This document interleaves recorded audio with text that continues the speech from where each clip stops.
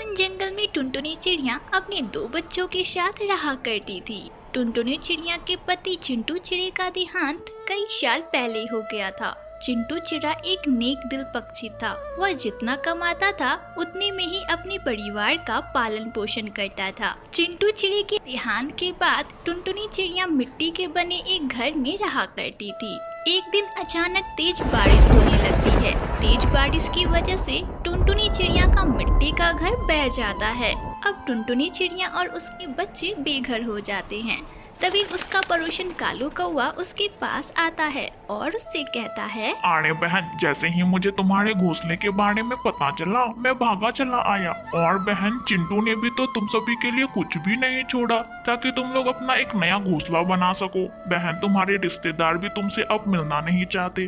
बहन, मैं चाहता तो मैं तुम्हें अपने घर रख लेता, पर बहन मैं तो बहुत गरीब हूँ, मैं तुम्हें कैसे रखूँ। पर बहन, सरकार ने हमें गरीब पक्षियों के लिए कई स्कीमें चला रखी है। उन स्कीमों में एक स्कीम यह भी है कि अगर किसी पक्षी को पक्का मकान नहीं है तो वह गरीब पक्षियों को पक्की मकान बनवा कर देती है। बस तुम्हें सरकारी दफ्तर जाना है और वहां जाकर अपनी अर्जी देनी है। अर्जी में यह लिखना है कि तुम एक विधवा हो और तुम्हारे दो छोटे छोटे बच्चे हैं। कालू कौवा, क्या तुम सच बोल रहे हो? क्या सरकार मुझे पक्का घोंसला बनाकर देगी? हाँ बहन, सरकार हम गरीबों के लिए तो कई योजनाएं चलाती है, पर बहन मैं यह गारंटी के साथ नहीं कर सकता कि आज तुम सिफारिश करो और कल तुम्हारा काम हो जाए। तुम्हें तो सरकारी दफ्तर के चक्कर लगाने होंगे, क्योंकि सरकारी कर्मचारी बड़े ही धीरे धीरे और सुस्ती से काम करते हैं बहन। ठीक है कालू, मैं कोशिश करके देखूंगी। क्या पता मेरी अर्जी मंजूर हो जाए। अगले दिन टुनटुनी चिड़िया सरकारी दफ्तर जाती है और वहाँ अर्जी देती है। वह वहाँ बैठे कर्मचारी से कहती है, साहब, मैं इसी जंगल में रहती हूँ और मेरा नाम टुनटुनी है। मेरे पति चिंटू चिड़े का देहांत 2 साल पहले हो गया था और मैं अपनी 2 छोटी छोटी बच्चियों के साथ रहती हूँ। सरकार से मैं यह अर्जी करना चाहती हूँ कि मेरा एक पक्का मकान बन जाए, क्योंकि इस बार जो बारिश हुई थी उसमें मेरा मिट्टी का घर बह गया था। अब मुझे अपने बच्चों के साथ रहने में बहुत मुश्किलें हो रही हैं।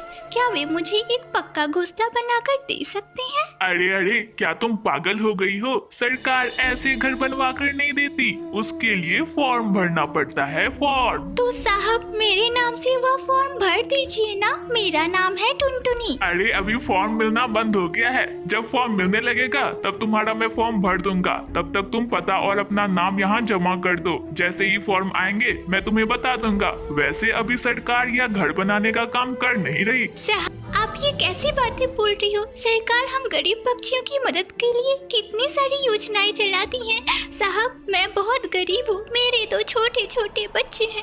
साहब, मुझे अगर कहीं रहने का ठिकाना दे देते तो आपकी बड़ी कृपा होती। अभी इस जंगल में मैं अपने बच्चों को लेकर कहाँ भटकूंगी साहब? अरे, मैंने तुम्हें एक बार बोल दिया ना कि फॉर्म नहीं है। मैंने यहाँ कोई खैरात नहीं खोल रखी है। जब फॉर्म मिलने लगेंगे तब मैं तुम्हारा फॉर्म भी भर दूंगा। अब जाओ यहाँ से, मुझे बहुत काम है। बेचारी टुनटुनी चिड़िया दुखी मन से वापस अपने बच्चों के पास लौट आती है। बच्चों, मौसम फिर से खराब होने लगा है।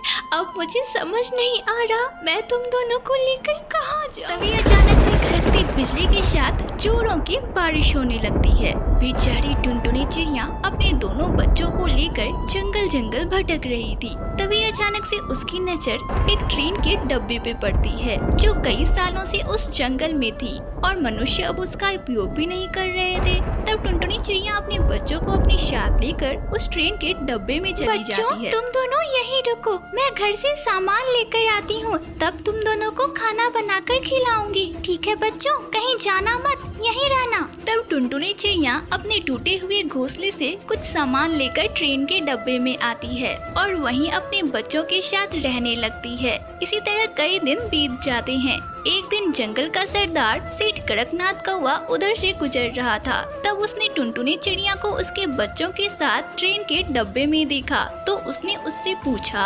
अरे टुनटुनी, तुम अपने बच्चों के साथ इस ट्रेन के डब्बे में क्या कर रही हो?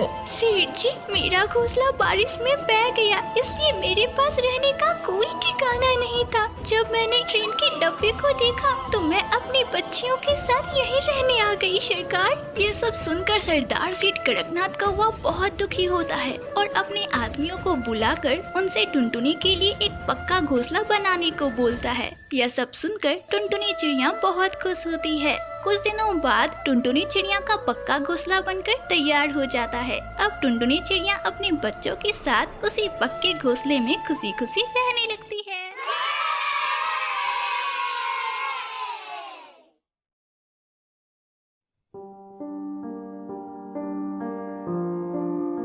नैनीताल के जंगल में टुनटुनी चिड़िया अपने पति बंटी कबूतर के साथ रहा करती थी। उनके 2 बच्चे थे। छोटी बेटी का नाम टोनी तो बड़े बेटे का नाम राजू था। बंटी कबूतर अपने खेत में बैंगनों की खेती किया करता था और उन्हीं बैंगनों को वह सब्जी मंडी में जाकर बेचा करता था, जिससे उसे कुछ पैसे मिल जाते थे और उन्हीं पैसों से उनका छोटा सा परिवार चल रहा था।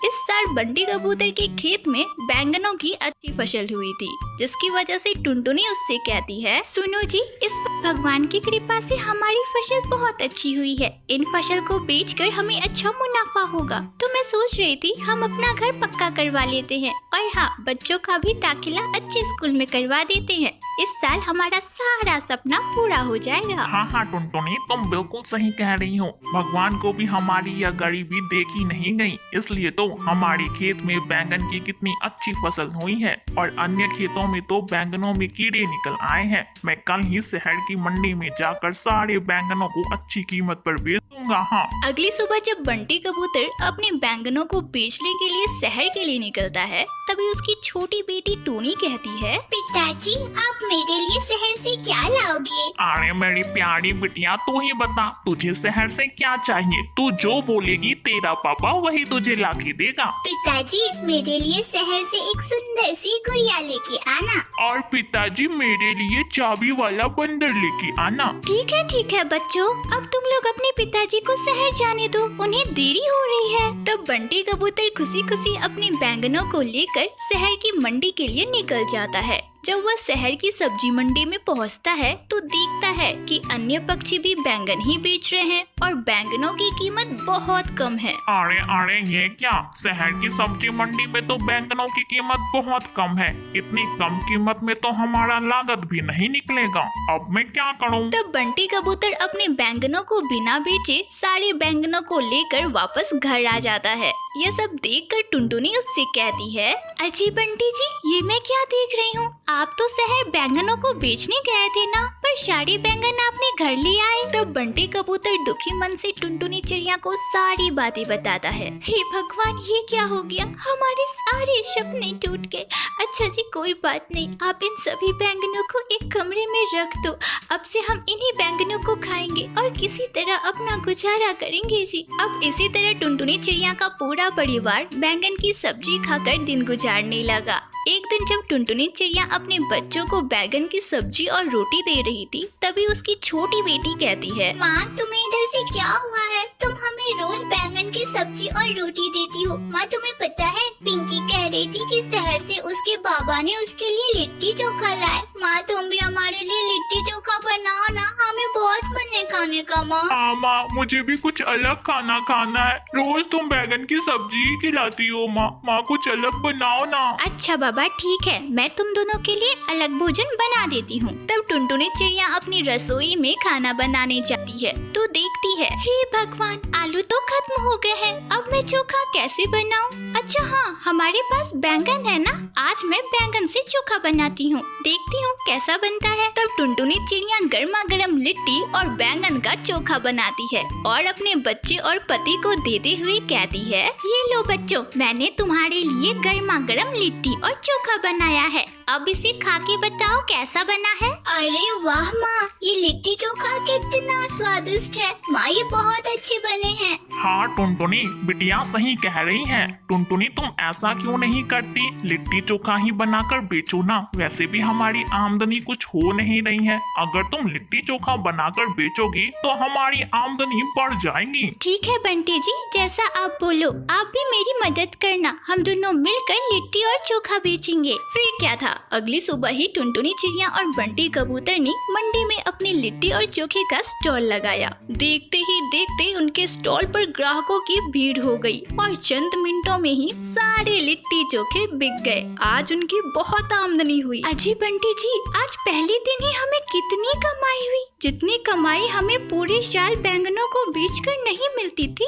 उससे कई ज्यादा कमाई हुई है आज। हाँ हाँ भाग्यवान, बस यह तुम्हारे ही लिट्टी चोखे का कमाल है। अब टुनटुनी चिड़िया के सारे सपने पूरे होने लगे। उसने अपने बच्चों का दाखिला एक बहुत अच्छे स्कूल में करवाया और अपने मकान को भी पक्का करा लिया। अब टुनटुनी चिड़िया अपने परिवार के साथ खुशी खुशी रहने लगी।